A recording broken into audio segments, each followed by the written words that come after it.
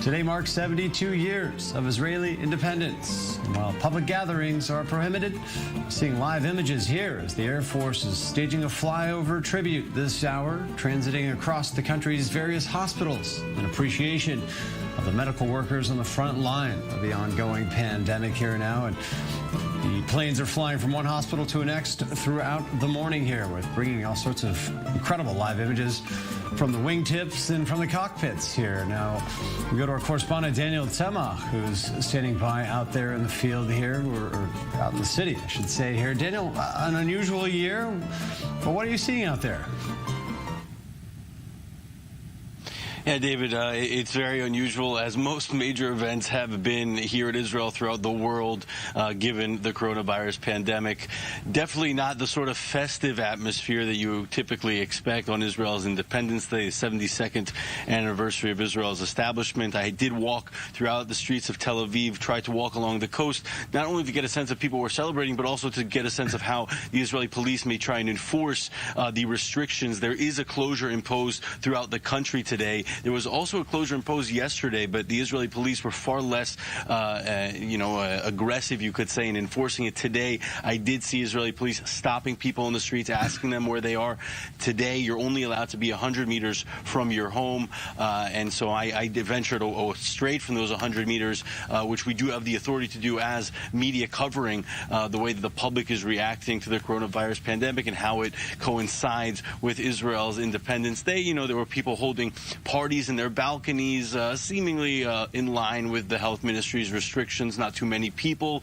And then, of course, the annual flyover, which I just saw happening behind me to this year. That was also different. We're not seeing the F-16s, the F-35s, those sort of planes that people line up throughout the coast of Israel, from Tel Aviv all the way north to Rosh Hanikra, in the northernmost part of Israel's coastline, to get a look at Israel's Air Force in action. This year, we're looking at it. We really saw acrobatic flight patterns that were taking place also along the coast, but more importantly here, David, of course, taking place over the hospitals throughout the country for the healthcare professionals who have been working tirelessly throughout the entire coronavirus pandemic. They were paying their respects for those workers, for all doctors, nurses, staff of hospitals, everyone that's taking part in the effort to combat the spread of the coronavirus here in Israel. And we definitely saw them honoring those workers with a very, very impressive display. It may not be what we saw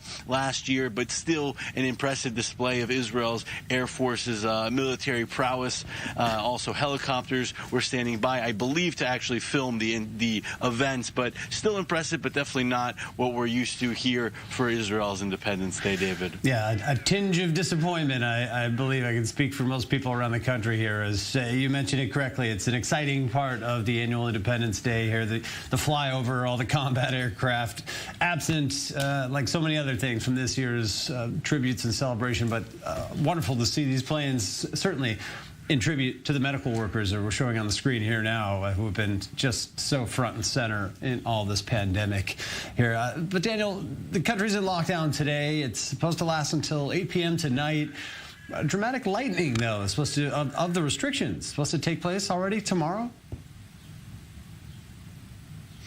Yeah, David, exactly. We're supposed to see tomorrow a very different situation in the streets of Israel, Tel Aviv, every city really throughout the country, except for those that are under a lockdown until Sunday. Cities like Netivot have neighborhoods and streets, Beit Shemesh as well, places where there were recent outbreaks. Those areas will still be in a sort of lockdown at least until Sunday, and the Israeli government will have to reassess the situation there, as well as other areas throughout the country that maybe have been more affected more recently by the coronavirus pandemic. But what we can say is that we are going to see, likely in the next 24 hours, a very heavy loosening of the restrictions. Now, it's been a little bit confusing, I have to say, for the public that I've spoken to today. I saw people that were stopped by the police, and they told me that they didn't know they weren't allowed to leave more than 100 meters from their home, because the day before they were allowed to exercise 500 meters from their home. So kind of the going back and forth is definitely a little bit tricky for people to understand, and probably also tricky for the Israeli police to enforce, because there's always this effort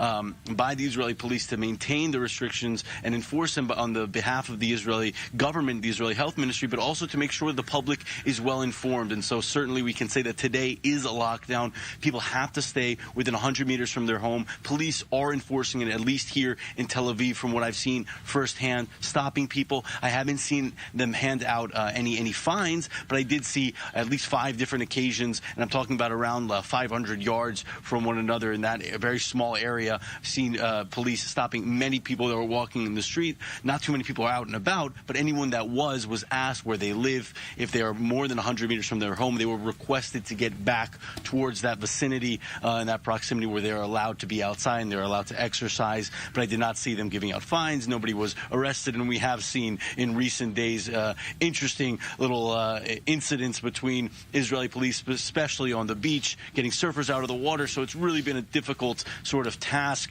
for the law enforcement officers here and the Israeli soldiers that are taking part in that effort as well, to try and not be too aggressive, but also try and enforce the measures to really mitigate the spread of the virus and keep the public safe. At the end of the day, that is the ultimate goal from what we understand here by the Israeli government, the health ministry, and of course the Israeli police, who are enforcing all of these measures, David. Yeah.